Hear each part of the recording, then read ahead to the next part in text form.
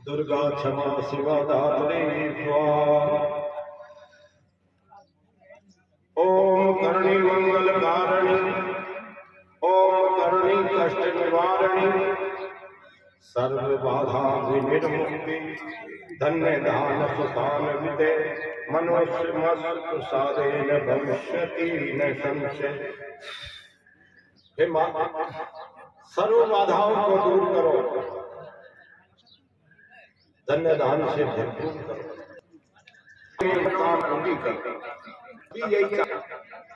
इसलिए करनी देवी को याद करने पर लिखा है कि मनुष्य के लिए कोई संशय नहीं। सर्वमंगल मंगले शिवे सर्वार्थ साधिके, शरणे करणे अम्ब के इंद्र मावड़ माते नमो नमः। गणि मात्र नमन करते। हे मां, न मंत्रम न यंत्रम न कथा न स्तुति, न मंत्र जानते हैं न कथा जानते हैं, तेरा नाम जानो, तेरे नाम की कीर्ति का बखानो, आपके मार्ग पर चलो, यही मनोकामना है। आप हम पर कृपा करो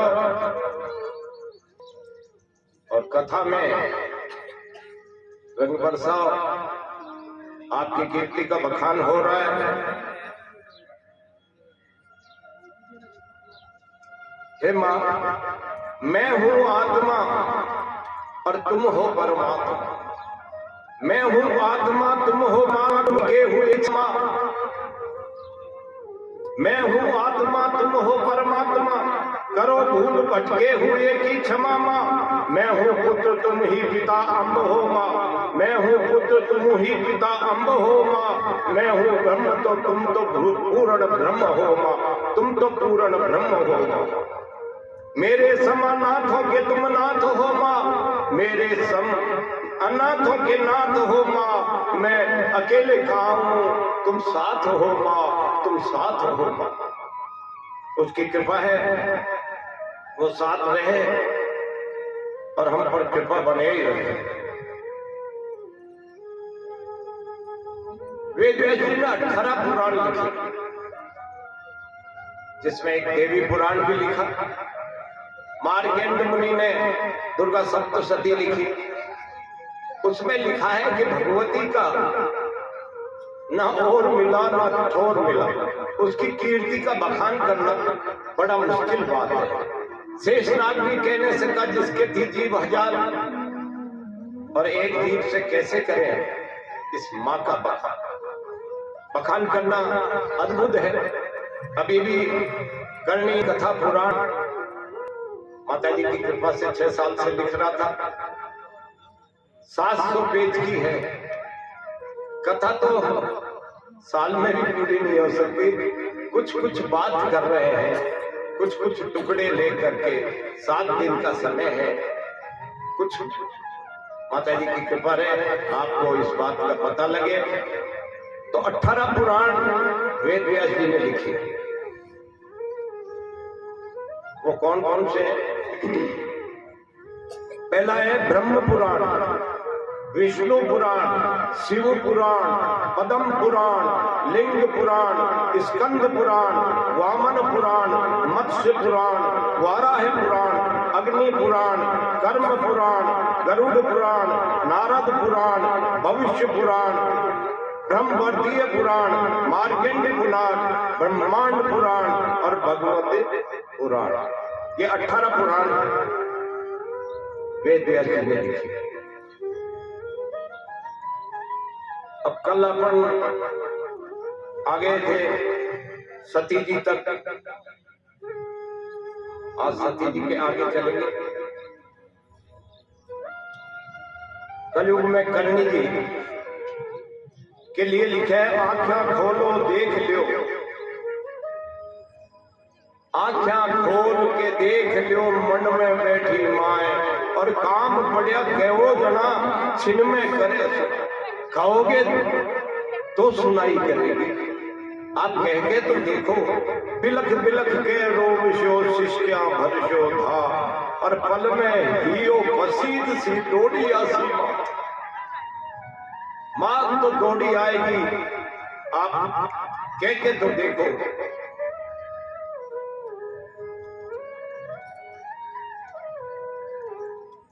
चिंता खाई चित में और मन रे मती डरे, और युग में गुण सो काम जो या करनी नहीं करे। करनी करनी कहबता ये भरे हुलास, और माई माई कहबता मुंह में भरे मिठास। काई मांगू करनला मारे बस जो मन, और परम ज्योति परमेश्वरी पूर्ण रहो प्रसन्न। साय करी जो शंकरी और सदा रही जो साथ, कर कृपा कर राख जो मैं आई मम्मा।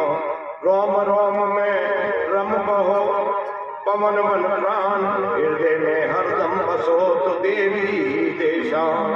मन में बस गई मूर्ति और देह में बस गोधाम, और जीव गते भूलू नहीं मात पिया लो नाम।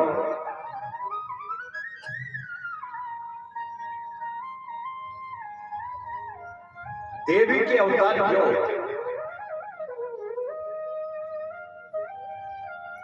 जब जब अधर्म बढ़ जाता है, धर्म का नाश होने लगता है, मनुष्य में तामसिक बुद्धि बढ़ जाती है, सात्विक वृत्ति लोप हो जाती है। इस सात्विक व्यक्ति को पुनर्जीवित करने हेतु किसी देवी शक्ति का जन्म लेना पड़ता है, और इसी को अवतार कहते हैं।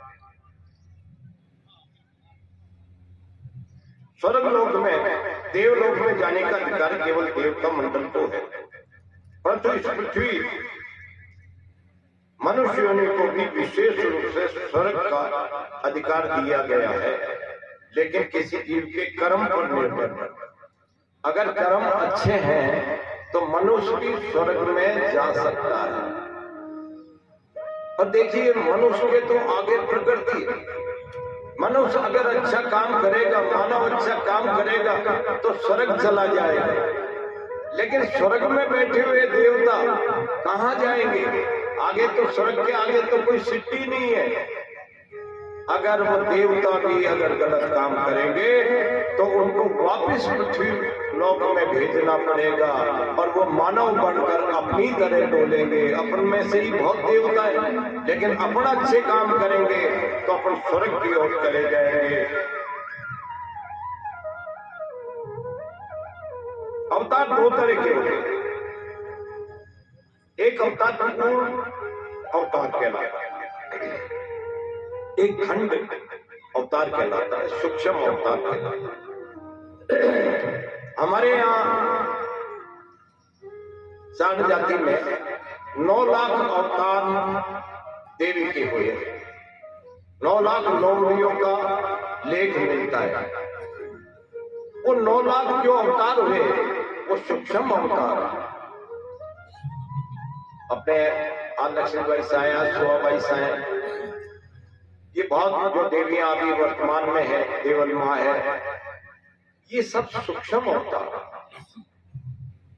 पूर्ण रूप अवतार 84 चारणों में पूर्ण रूप अवतार हुए।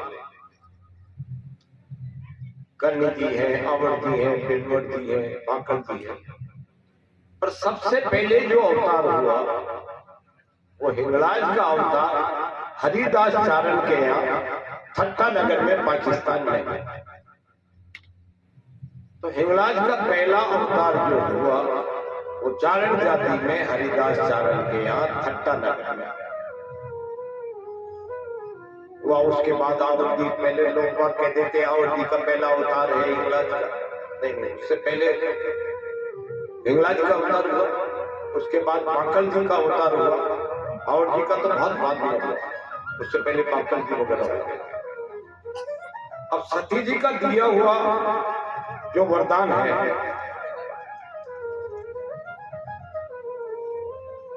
उसके कारण ये सब अवतार हुए। तभी ये लिखा है कि अवतार का कारण क्या है।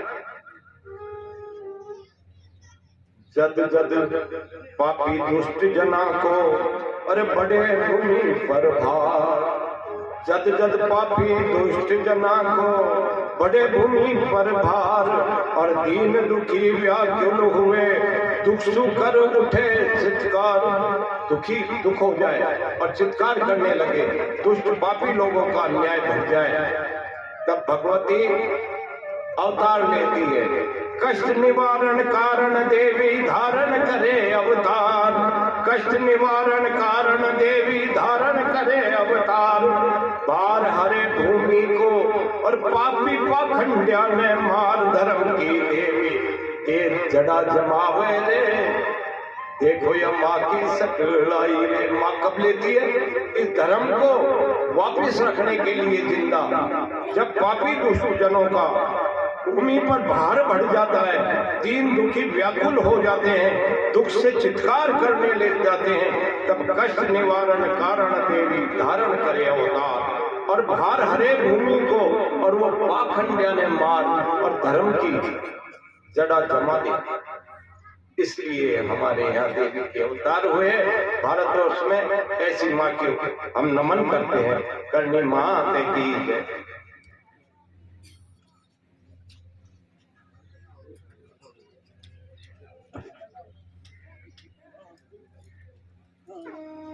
कल सती जी का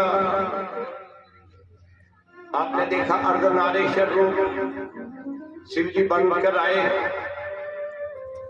और शिव जी ने अपने बाएं भाग से, आधे भाग से स्त्री को अलग कर दिया। उस दिन से स्त्री जाति की उत्पत्ति की, और ये कहा कि ये राजा दक्ष के यहाँ जन्म लेगी, नाम सती होगा, मेरी पत्नी बनेगी।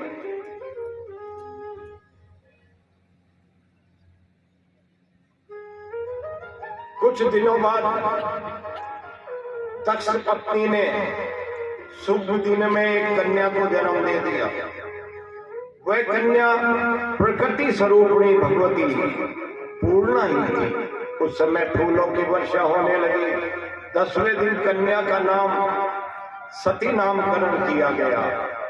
कन्या का नाम सती जी रखा गया। कुछ समय बाद जब सती विवाह योग्य हो गई, तो दक्ष प्रजापति सती जी के पिता जो थे, उन्होंने एक स्वयंवर रचा, उसका आयोजन किया। सभी देवताओं को, राक्षसों को बुलाया। स्वयंवर में भगवान शिव को आमंत्रित नहीं किया। देवता, असुर, ऋषि, महात्मा लोग सभी सभा में उपस्थित थे।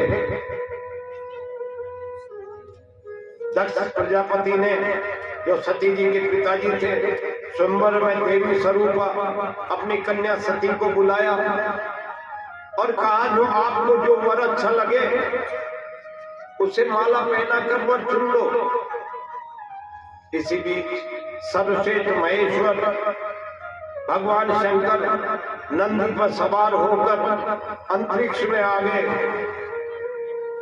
प्रकृति स्वरूपिणी देवी भगवती सती ने उस माला को उठाया और शिवाय नमः के ऊपर उठाया, और शिवाय नमो शिवाय के जमीन पर रख दिया। वहां पर प्रकट हो गए भगवान शंकर। माला को उठाया, अपने सिर पे रखा। ये देखकर प्रजापति दक्ष खिन्न हो गए, नाराज हो गए। होना भी था। अपनी पुत्री को कहा कि तुम इनमें से वर चुन लो, लेकिन उन्होंने तो उनमें से वर चुना ही नहीं। और शिव जी से नाराज थे प्रजापति दक्ष। उन्होंने माला को ऊपर उठा के नीचे जमीन पे रख दिया। शिवाय नमः के भगवान शंकर आए, उस माला को उठाया, अपने सिर पे लगाया। राजा दक्ष तो नाराज होना ही था। परंतु ब्रह्मा जी के कहने से, सबके समझाने से सबने समझाया कि अब तुम शंकर भगवान को सौंप देना चाहिए। तो सती जी को शंकर भगवान को सौंप दिया और शंकर भगवान सती जी को लेके महेश कैलाश के लिए रवाना हो। कैलाश में रहने लगे।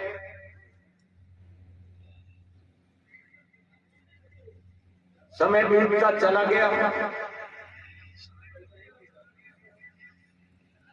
त्रेता युग में भगवान राम जी का जन्म हो। बड़े हुए, स्वयंवर हुआ, सीता जी घर आई,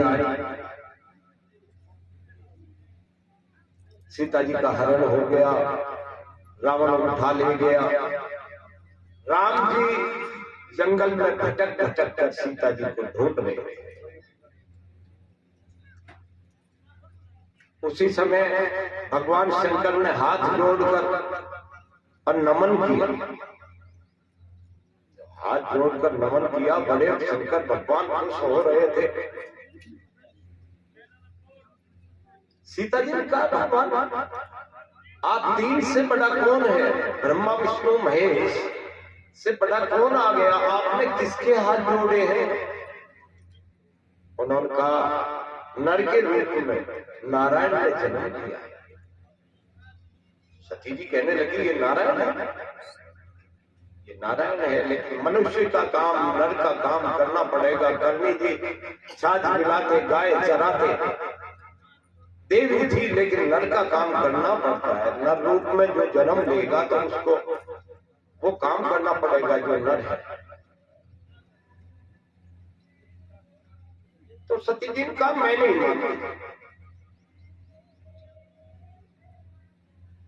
देख ले, है नारायण, तभी तो नमन किया है। तो सती जी सीता जी का रूप बनाकर और जंगल में चली।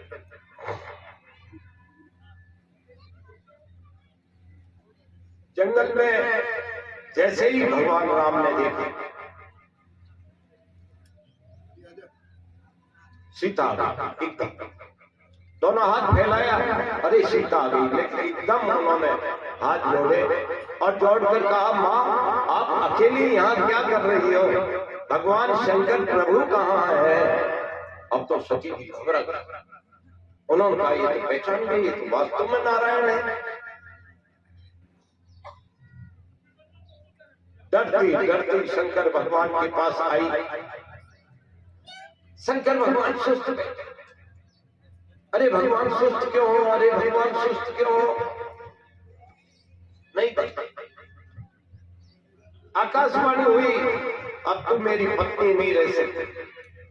तूने मेरी माता सीता का रूप बना दिया है। वो नारायण थे और नारायण की पत्नी बनकर तू चलेगी, इसलिए अब तू मेरी पत्नी नहीं होगी।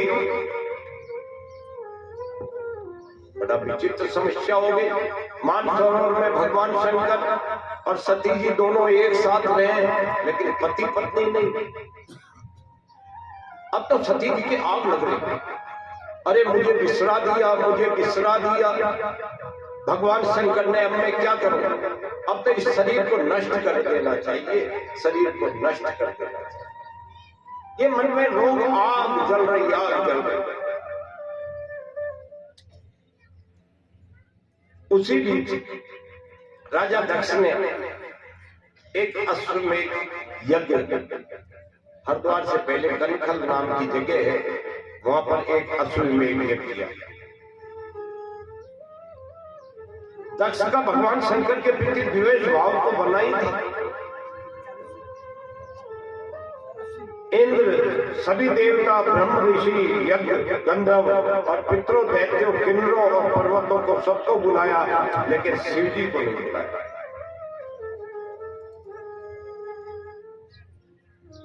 नारद जी नारायण नारायण करते आ गए। सती जी से कहने लगे, तुम्हारा बाप, तुम्हारे पिता इतना बड़ा यज्ञ कर रहे हैं, इतना सुंदर उत्सव हो रहा है, आप नहीं जा रहे। अब सती जी को तो ये बात का पता ही नहीं था।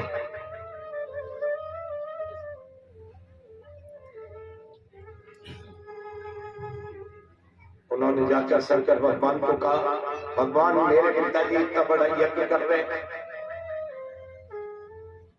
और आप चल नहीं रहे, आपने बताया नहीं। उन्होंने कहा देवी मुझे बताया ही नहीं, किसी ने हमें बुलाया ही नहीं, हम कैसे जाएं? लेकिन सती जी तो अट कर गए। देवी सती का पिता की यज्ञ में जाने हेतु नारद जी द्वारा भगवान शंकर के पास जाकर दक्ष प्रजापति यज्ञ में जाने के लिए प्रेरित करते। सती ने नारद की बात सुनकर पिता के यज्ञ में जाने का मन बना लिया। यद्यपि शिव जी ने यज्ञ में न जाने के लिए समझाने का प्रयत्न किया, पत्नी को सती जी को समझाया, परंतु सती जी का जाने का निश्चय हो गया। भगवान शंकर को अपना प्रभाव दिखा दिया, भयंकर विकराल रूप बना दिया सती जी ने, नाराज हो गई। स्वयं शंकर भगवान घबरा गए। उन्होंने कहा माँ बाप के तो बिना बुलाए भी जा सकते। ये देखकर भगवान शिव ने सती जी से प्रभावित होकर उन्हें जाने की आज्ञा तो दी। सती अपने पिता के यज्ञ में जो शंकर भगवान का नादिया चढ़ाता था, जिसे चारक कहते हैं, जिससे ये चारण बने हैं, चढ़ाने वाले को चारक कहते हैं, वो नादिया चढ़ाता था, उसे लेकर के और भगवती सती जी राजा दक्ष के यहाँ चली।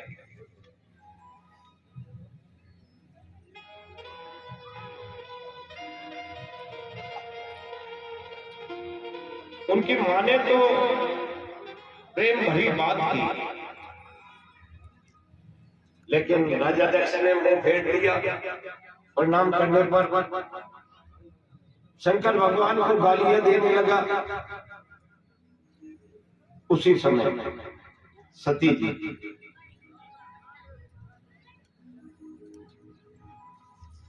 उस हवन कुंड में कूद गई।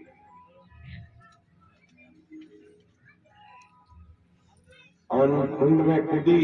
भगवान शंकर तो अंतर्यामी थे, वो आगे, वो जो चारक था वो भागकर कुछ सफाई देने शंकर भगवान के पास जाने लगा। शंकर भगवान ने उसे श्राप दे दिया, जा तू मृत्यु लोक में चला जा, तुझे अंगरक्षक भेजा था, रक्षा करने भेजा था, लेकिन तूने रक्षा नहीं की है, तूने गलती की है, जाओ तुम मृत्यु लोक में चले।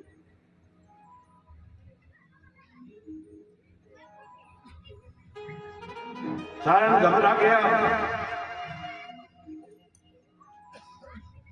सती जी को निकाला गया।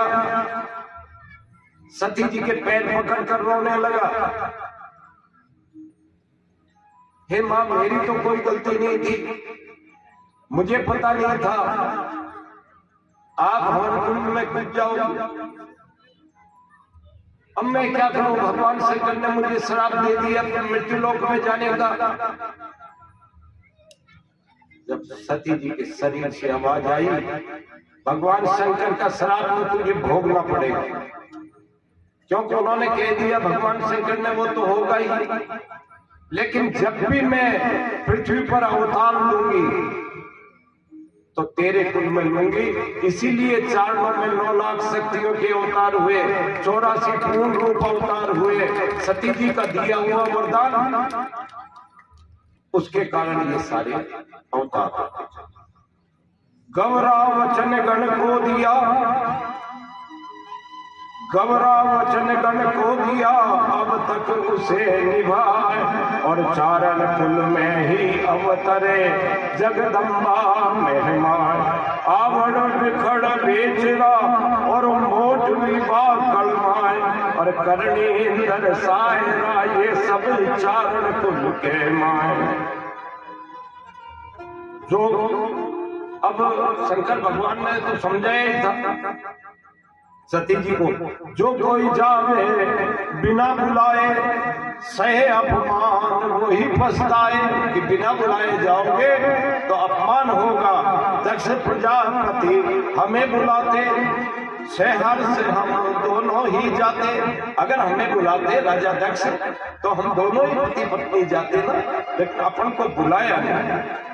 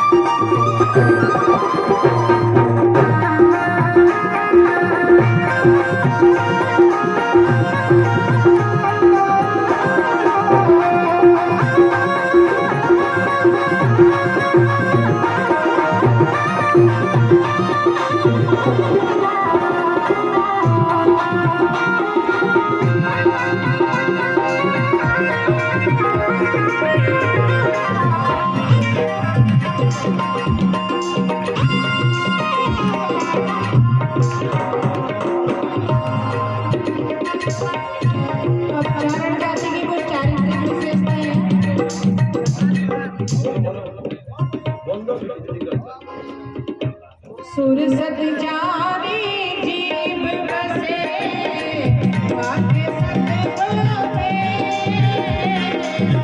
सुरसत जारी जीव बसे वाके सतगुरु में। सत्या जगरे चाकरे चाकरे में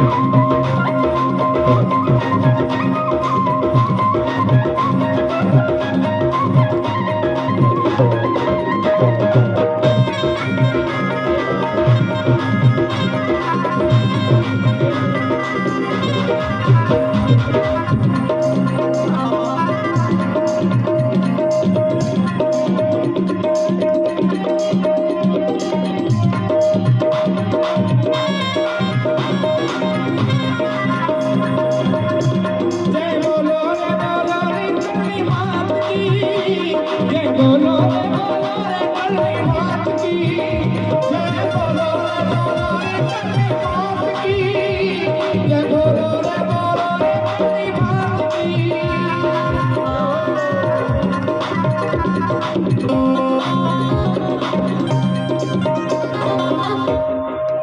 जब सती जी के शरीर से आवाज निकल गई, शंकर भगवान आ ही गए थे। शंकर भगवान ने उस शरीर को अपने कंधे पर डाला और ताड़व नृत्य करने लगे। आज सृष्टि का नाश कर दूंगा। सब देवता घबरा गए, ताड़व नृत्य करने लगे। जैसे पैर पटकते पृथ्वी थर थर कांपने लगती। विष्णु भगवान ने यह सोचा, ये सृष्टि का नाश कर।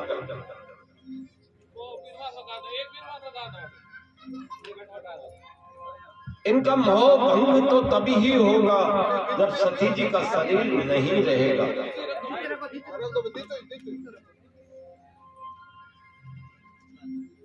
थोड़ी थोड़ी अपनी भेज दो यार, ये हवा हमारे भी थोड़ी छोटी जरूरी है।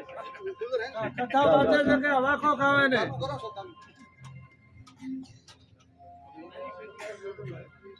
सती जी के शरीर को नष्ट करने के लिए भगवान विष्णु ने सुदर्शन चक्र चलाया और चक्र जो आया, क्योंकि आगे से तो भगवान शंकर ने पैर होकर रखे थे और सिर पीछे लटक रहा था। पहला चक्र जो आया आंख के ऊपर का इससे चक्र से सिर कट के गिर गया। वो पाकिस्तान में अभी लाश बेला के पास कराची के आगे हिंगलाज माता के नाम से पूजी जाती है, क्योंकि माथे में हिंगड़ू भरी हुई थी, इसलिए वो हिंगलाज माता कहते हैं। जा कान गिरे कांडला जी कहलाई, आंख गिरे नैना देवी कहलाई, जीव गिरी ज्वाला जी कहलाई, योनि गिरी कामाख्या कहलाई, पैर गिरे मीनाक्षी कहलाई। इस तरह 51 जगह वो शरीर सती के टुकड़े गिरे। जहां जहां टुकड़ा गिरा वो शक्ति पीठ बन गया, क्योंकि 51 जगह गिरा। 51 शक्तिपीठ हिंदू धर्म में मानते हैं, 4 शक्तिपीठ मुख्य मानते हैं। सबसे पहला हिंगलाज हो गया, ज्वाला जी जीवगिरी ज्वाला जी हो गई, योनिगिरी कामाख्या हो गई, पैर गिरे मीनाक्षी हो गई। ये 4 शक्तिपीठ हमारे हिंदू धर्म के मुख्य शक्तिपीठ।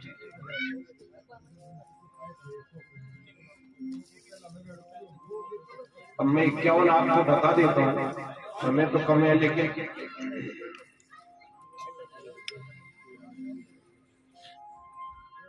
किरीट शक्तिपीठ, वृंदावन, करवी, श्री पर्वते, वाराणसी।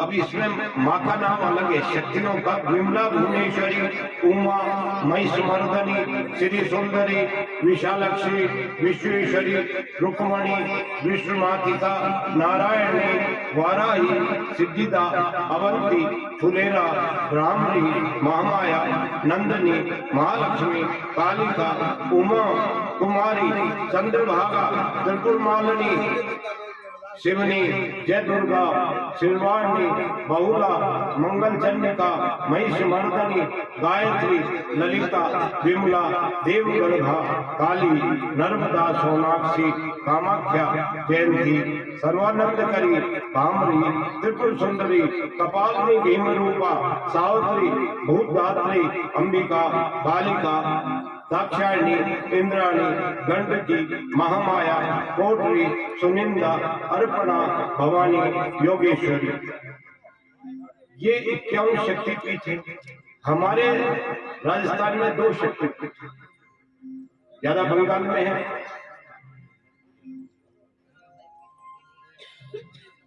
एक पुष्कर में है गायत्री के नाम। मुझे भी पता नहीं था, यह भी पता लगा जब ये लिखने लगा। पुष्कर में गायत्री का शक्तिपीठ है 51 में। वहां ये माता जी की कलाई गिरी थी, हाथ की कलाई जो है ये पुष्कर में गिरी थी और गायत्री नाम से पूजी जाए। एक अपने दिल्ली रोड पर विराट नगर है, विराट नगर में अंबिका के नाम से भीम की गुफा में पूजी जाती है। वहां दाएं पैर की अंगुलियां गिरी थी। तो जहां जहां अंग गिरे, जहां जहां आभूषण गिरे, वो शक्तिपीठ बन गए।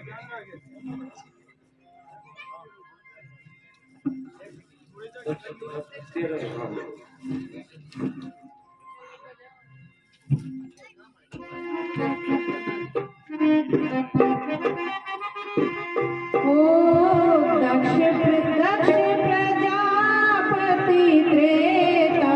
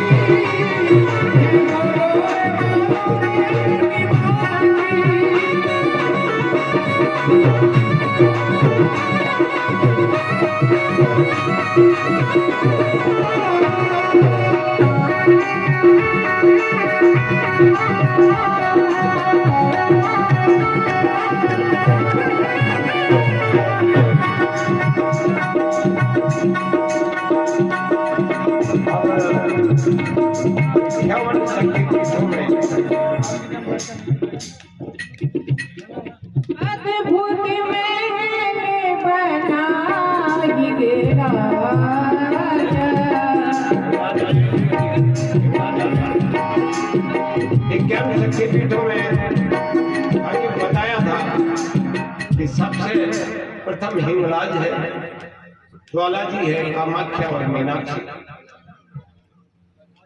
ज्वाला जी हिमालय में कांगड़ा जिले में कालीधर पर्वत के पास सुरतलठी में ज्वालामुखी का शक्तिपीठ है। यहाँ देवी की जीव मिली थी। यह सिद्धिदा शक्तिपीठ के नाम से जाना जाता है और भैरव उन्मत्त है। जहां जहां शक्तिपीठ है वहां वहां एक भैरव है। जैसे हिंगलाज में जो भैरव है वो भीमलोचन भैरव है। ज्वाला जी में जो गए हैं ज्वाला निकलती है। एक ज्वाला यहाँ निकल रही है, दूसरी वहां निकल रही है, तीसरी वहां निकल गई है। जैसे अपने गैस चलती है ऐसे ज्वाला जी पूरे मंदिर में ज्वाला जी निकलती है।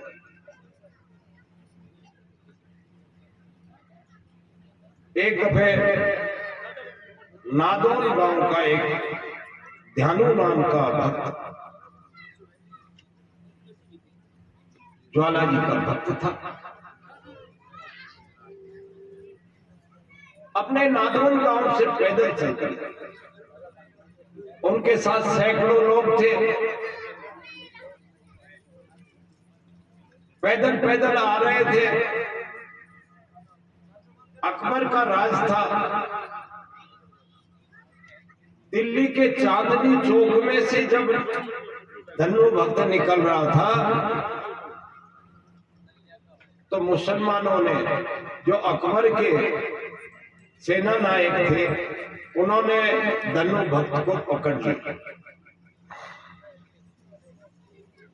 पकड़ कर ले गए बादशाह के पास कि महाराज ये ढोल बजाते हुए, जोर जोर से नारे लगाते हुए माता जी के कहते हैं जा रहे हैं, सारे अपना जो शहर है उसमें व्यवधान हो रहा है। अकबर ने पूछा कहां जा रहे हैं? उन्होंने कहा मां ज्वाला जी के जा रहे हैं। ये क्या करती है? ये भक्तों पर दया करती है। कैसे दया करती है? कि जो मांगो वो मिल जाता। अच्छा, आपकी भगवती इतना बड़ा काम करती कि हाँ महाराज हम जा रहे हैं तो चलो तुम्हारे घोड़े की गर्दन काट देते और तुम्हारी इस भगवती से कहना कि ये गर्दन को छोड़ दे। घोड़े की गर्दन काट दी गई। चलो तुम्हारी भगवती से इसकी गर्दन भिड़वा लो। अब क्या करता था नाना? उसने कहा मुझे जाने की अनुमति तो दो, मुझे मां से कहने तो दो, और ये गर्दन और ये शरीर घोड़े का कमरे में मैं आ जाऊं जब मुझे कुछ भी फांसी दे देंगे। धन्नो भक्त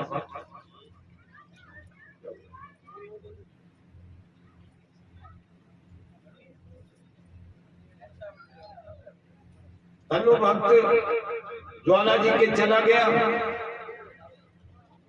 पूरी रात जागरण किया। सुबह उठा, मां से प्रार्थना की, हे मां इज्जत जा रही है। अकबर ने घोड़े की गर्दन काट दी है, अगर नहीं जुड़ी शान चली जाए। आप मुझ पर कृपा करिए, घोड़े की गर्दन जोड़।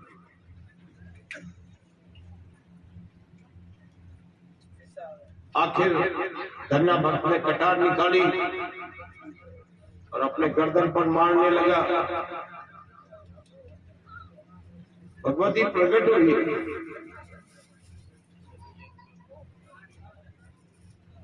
उस धन्नो भक्त की कटी हुई गर्दन जुड़ गई, उधर घोड़े की गर्दन जुड़ गई। धनु भक्त का मां इतना बड़ा परीक्षा मत लेना भक्त की। हर भक्त गर्दन नहीं चढ़ा सकता। भगवती ने कहा मेरे जो नारियल चढ़ा लेगा मैं उसको गर्दन मान लूंगा। और उधर जब घोड़े की गर्दन जुड़ गई, अकबर के लोग भाग के आए, कहने लगे गर्दन जुड़ गई। घोड़ा खड़ा हो गया, अब क्या करें? पहले बीच में गर्दन जुड़ने से पहले पता लगाया अकबर ने। लोग आके कहने लगे वहां ज्वाला निकलती है, तो ज्वाला निकलती है तो बंद कर दो। तो तवे उस ज्वाला पर रख दिए गए। तवों में से वो ज्वाला निकलकर छेद करके बाहर निकल गई। अच्छा, तबले में से निकल गई तो पानी का रुख मोड़ दो। अकबर ने पानी का रुख मोड़ा दिया। पानी में भी वो जो ज्योति थी वो चल रही थी। उधर घोड़े की गर्दन जैसे ही जुड़े, अकबर घबरा गया। सब पंडितों को बुलाया, हिंदुओं को बुलाया, अब मेरी कैसे रक्षा हो, मुझ पर कोई ऐसा अनर्थ न हो जाए। तो पंडितों ने कहा 1.25 मन के सोने का छत्र आप अपने माथे पे रखिए, नंगे पैर ज्वाला मैया के जाइए, तब तुम्हारा बच सकते हो, नहीं तुम्हारा अनर्थ हो जाएगा। स्वयं अकबर आया, सोने का 1.25 मन का छत्र माथे पे रखा, नंगे पैर आया। बादशाह था, 1.25 मन बहुत होता है। माता जी के मंदिर से 100 फुट दूर गिर गया। माता जी ने स्वीकार कर दिया, तेरा छत्र मुझे नहीं चाहिए, तेरा छत्र मुझे नहीं चाहिए। छत्र गिर गया, आज भी वो छत्र रखा है। आज सोने का नहीं रहा, वो अष्टधातु का दूसरा ही तरह का हो गया। अकबर माफी मांगता रहा, मैया मुझे बचाइए, मैया मुझे बचाइए, मैया मुझे बचाइए। जय ज्वाला मात की। हमारे शक्तिपीठों में सबसे बड़ा शक्तिपीठ जो हिंगलाज है, जिसके 84 अवतार हुए हैं सती जी के कहने से, वो हिंगलाज के ही सारे अवतार। नाथ संप्रदाय हिंगलाज को ही मानता है। हिंगलाज का जो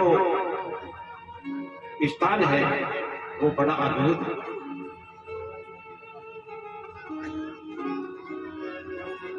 अद्भुत महल बनाएंगे राजा, कोई नहीं राजधानी राजा। बोले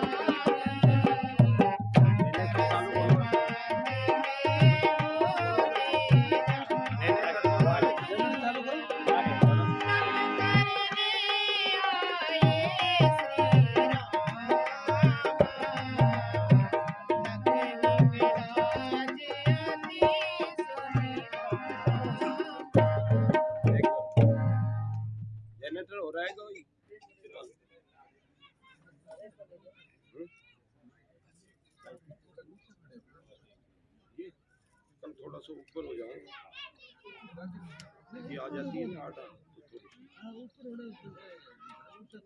ऊंचा कर देना इसके बराबर एक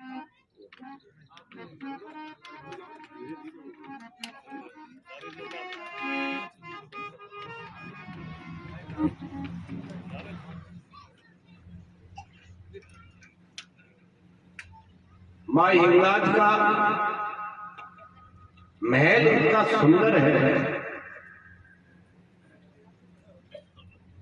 पत्थर से ही गोल बनी है, भव्य रमणीय है। कहते मानव की बस की बात नहीं है उसका वर्णन करना। प्रकृति ने ऐसा महल बनाया है कि देखने वाले का मन उलझ जाता है।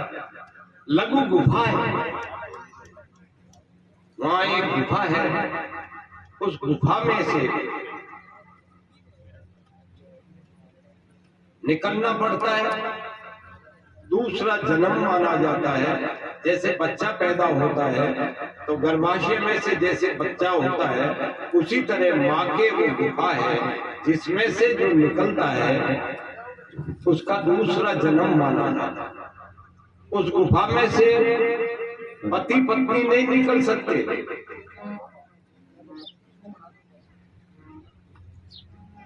उस गुफा में से जो निकलता है वो भाई बहन हो जाता है। दो दो आदमियों को निकाला जाता है।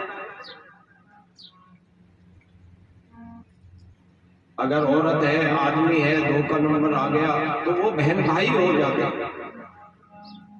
आदमी है तो भाई हो जाता है।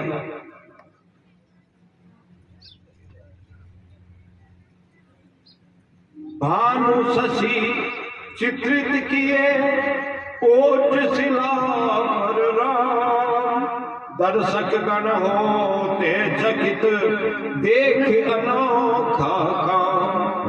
भगवान राम ने जब रावण का वध कर दिया, रावण ब्राह्मण था, राम जी को बड़ी चिंता हुई, मैंने ब्राह्मण का वध कर दिया, मुझे पाप हो गया, अब मैं क्या करूं। तो स्वयं राम जी और लक्ष्मण जी मां हिंगलाज के यहाँ आए, पूजन किया, क्षमा मांगी। मां मैंने ब्राह्मण का वध कर दिया है, मुझे क्षमा कर दिए। और एक ऊंचे शिला पर, बहुत ऊंचा, वो केवल देख ही सकते हैं, अपन नहीं चढ़ सकते। लेकिन कहते हैं राम जी बड़े लंबे चौड़े थे, ऊंचे थे। उच्च शिला पर उन्होंने सूर्य चंद्र का निशान बना दिया। भानु शशि चित्रित किए उच्च शिला पर राम, और दर्शन गण होते चकित देख अनोखा काम।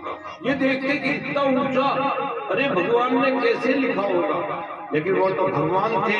आज भी वो लिखा हुआ है, भानु शशि चंद्रमा और सूर्य के दोनों स्थान राम जी के बनाए हुए आज भी हिंगलाज में मौजूद है।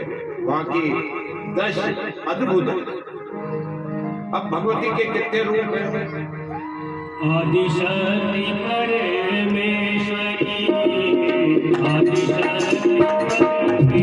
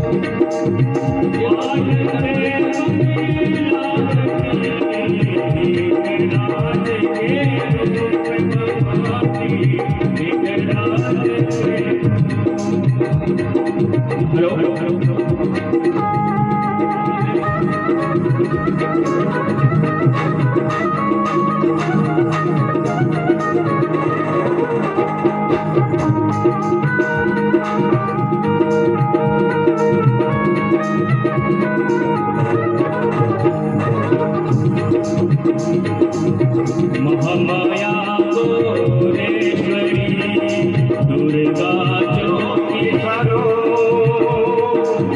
देवी कुमारी अंबिका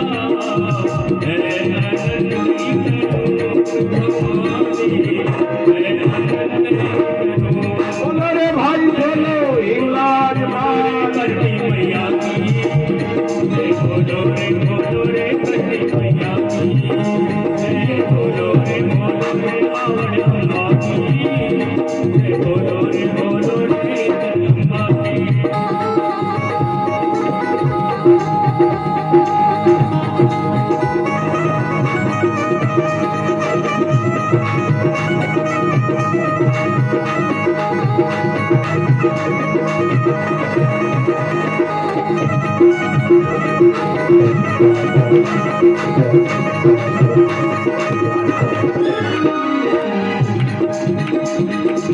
विशाल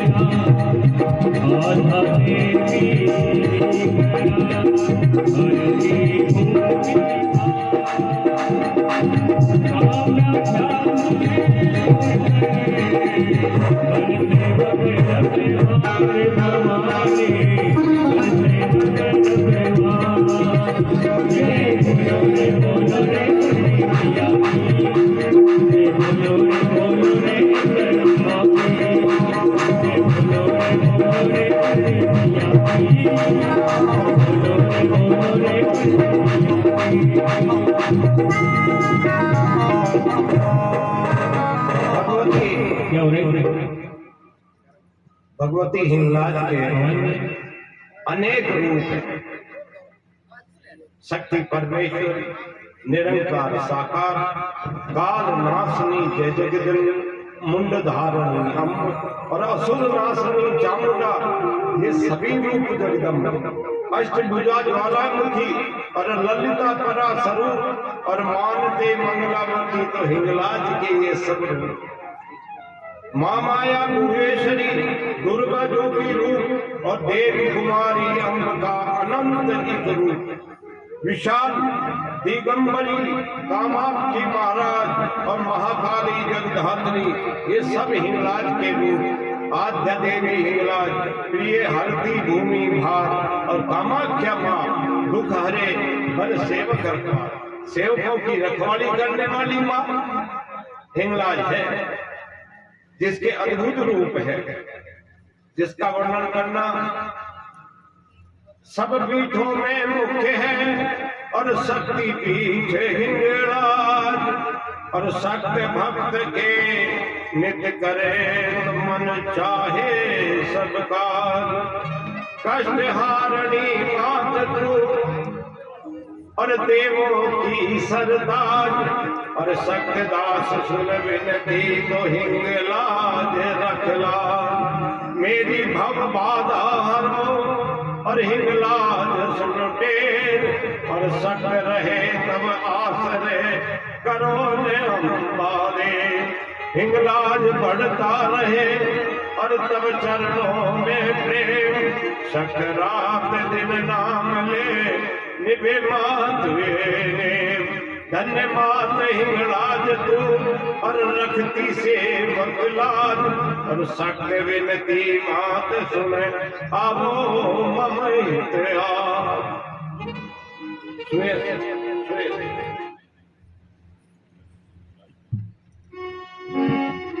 सुयस कहूँ हिंगलाज पारस समझ सुजा। सुयस कहूँ